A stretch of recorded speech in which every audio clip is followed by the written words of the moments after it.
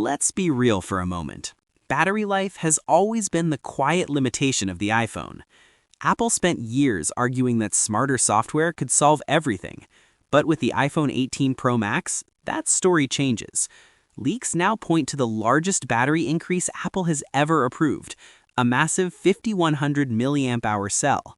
That single number signals something bigger, and it sets up a shift no one expected. This isn't a routine upgrade or a minor tweak hidden in the spec sheet.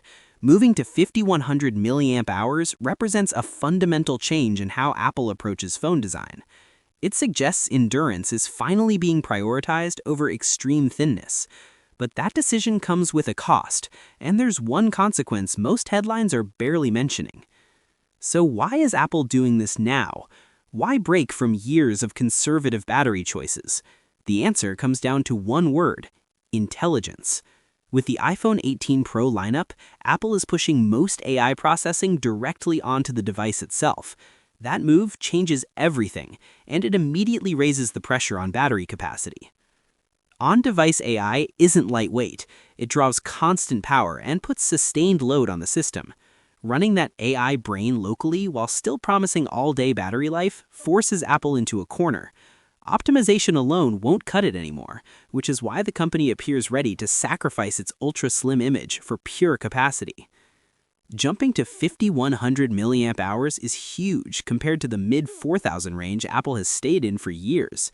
For power users and travelers who rely on their phone for 12 hours or more of heavy use, this could be the first iPhone that truly makes it through a full day. But that gain doesn't come without trade-offs. Behind the scenes, reports suggest the standard iPhone 18 is being pushed back to 2027 due to memory costs and component supply constraints. That delay says a lot. Apple is clearly concentrating its resources on the Pro lineup, putting nearly all of its innovation into those higher-end models. To physically fit a battery this large, supply chain insiders say the iPhone 18 Pro Max will be noticeably thicker and heavier.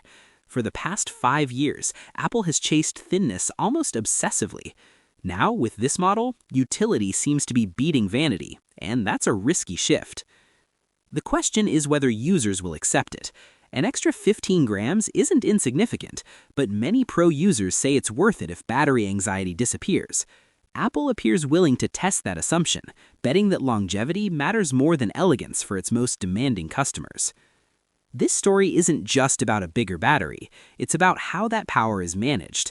The A20 Pro is shaping up to be Apple's most efficient chip to date, and it has to be. Apple's AI strategy depends on heavy on-device processing, instead of relying on cloud computing the way Samsung often does. If Apple executes this correctly, the impact goes beyond battery life and performance. It could quietly push Apple ahead in real-world AI usage, where responsiveness and reliability matter more than benchmarks. And at the center of that entire strategy sits one component: the A20 Pro chipset. There's also a thermal angle here. Reports say the A20 Pro's thermal design specifically targets overheating issues seen in earlier models. Pair efficient cooling with a 5100 milliamp hour battery, and the potential gains start to look dramatic. Some estimates point to up to 35 hours of video playback.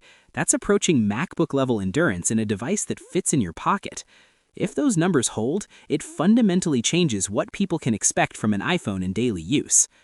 As for timing, expect Apple to unveil the iPhone 18 Pro Max in the second week of September 2026, with pre-orders opening right away. US buyers should be first in line. Apple is also expected to show a foldable iPhone at the same event, likely drawing attention away from one major absence.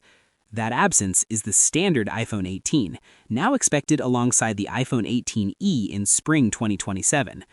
So it comes down to this: is a 5100 milliamp hour battery worth a thicker, heavier phone, or has Apple finally found the limit of what users will carry? That's the real question moving forward.